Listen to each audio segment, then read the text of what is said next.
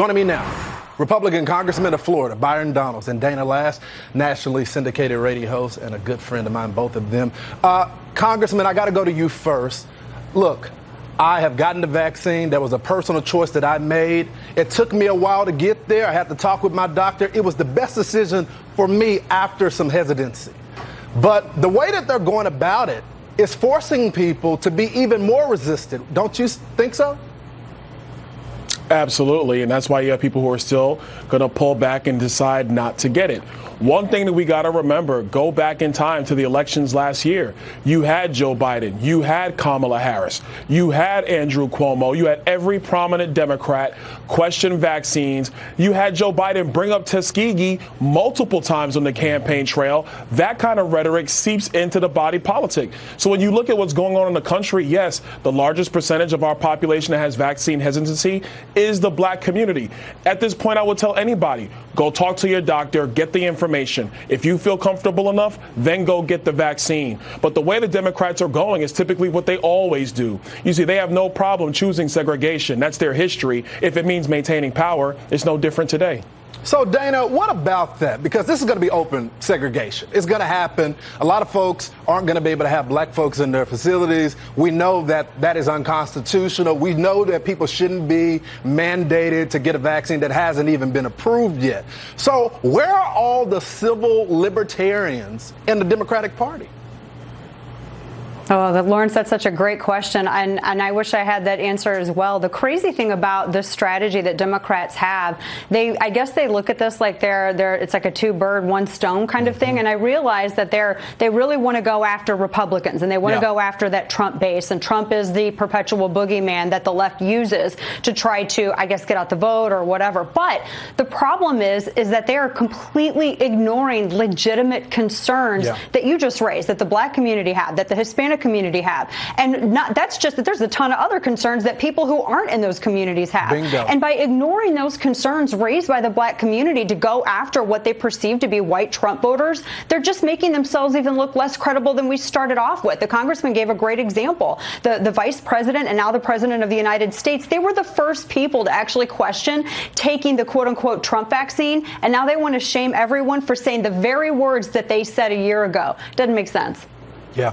It's so true, Dana. Congressman, it seems like a lot of laziness. You know, it takes real work to go and talk with people, communicate, talk about the wrongs of the government in the past. My grandmother still tells me the Tuskegee story. So a lot of people still have some hesitancy because of government wrong in the past. So why won't they do the work to educate, to show the information to the people? Instead, they just shame people as if that's going to force them to get the vaccine. I'm in a group chat right now with some of my brothers who are educated. One's a lawyer, one's an accountant. They aren't dumb people, but they have some concerns, and no one wants to answer their questions.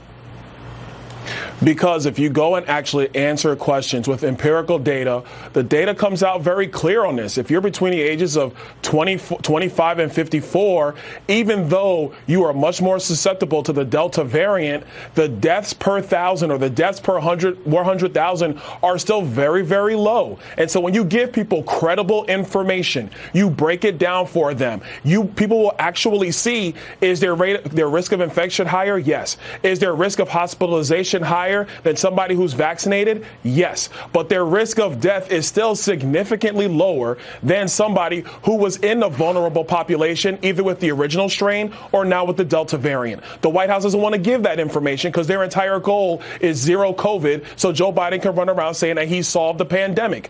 Give people real information. They will make decisions for themselves in their own lives. Yeah, it's their choice. Congressman, you're in Florida. Dana, you're in my home state of Texas. You live there. What I've noticed is that there's been some Republicans, because of the PR stunt that is being out there by the mainstream media, to shame them, they've started to buckle. Do you see that happening in Texas? Yeah. Not in Texas, Lawrence, but I do see it happening in a couple of other states where either it's state lawmakers or even some governors that are going out and saying, well, I regret either signing no mandates for masks, what have you.